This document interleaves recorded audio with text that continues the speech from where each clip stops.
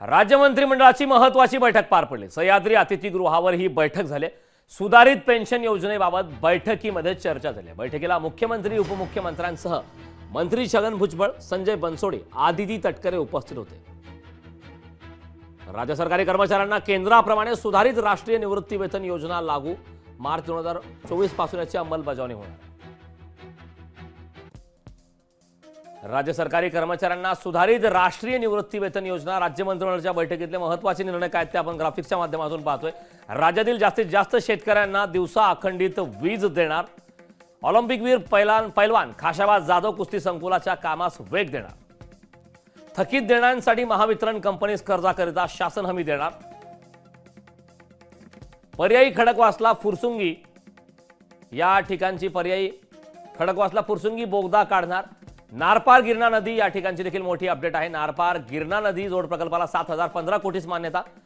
सहकारी साखर कारखान्याला देखील मान्यता। सहकारी साखर कारखान्यांना शासन हमीवरील कर्ज परतफेडीसाठी संपूर्ण संचालक मंडळावर जबाबदारी।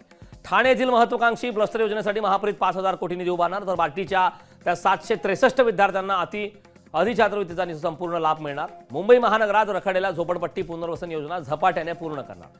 विविध महामंडळाचे प्रकल्प राबवणार। कोल्हापूरचे वारणा विद्यापीठ समूह विद्यापीठ, कळंबोलीतील येथील पशुवैद्यकीय रुग्णालयासाठी भाडेपट्टा सेवा शुल्क माफ।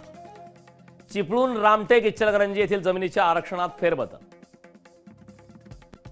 श्रीमंत उदयनराजे भोसलेंच्या सरंजाम जमिनींना देण्यात आलेली सूट वंश परंपरेने त्यांच्या वारसांना देणार।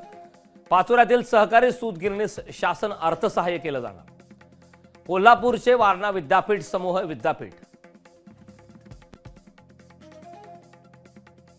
यावरती संजय बनसोडे यांची नेमकी काय प्रतिक्रिया आलेली आहे ऐकूया। ऑलिम्पिकवीर स्वर्गीय खाशाबा जाधव यांच्या नावानं त्यांच्या जन्मगावी म्हणजे मौजे गोळेश्वर, तालुका कराड, जिल्हा सातारा येथे त्यांच्या नावानं निवासी कुस्ती संकुल उभारण्यासाठी राज्य शासनाच्या वतीनं त्यांचा सन्मान राखेत आज 25,75,00,000 किमतीच्या तिथं कुस्ती संकुलाला त्या ठिकाणी आज राज्य मंत्रिमंडळाने त्या ठिकाणी मान्यता दिली। आणि स्वर्गीय खाशाबा जाधव यांच्याप्रमाणेच राज्यामध्ये कुस्तीपटू, ऑलिम्पिक पदक विजेते निर्माण होया करण्याकरता हा मोठा निर्णय त्या ठिकाणी घेतलेला आहे।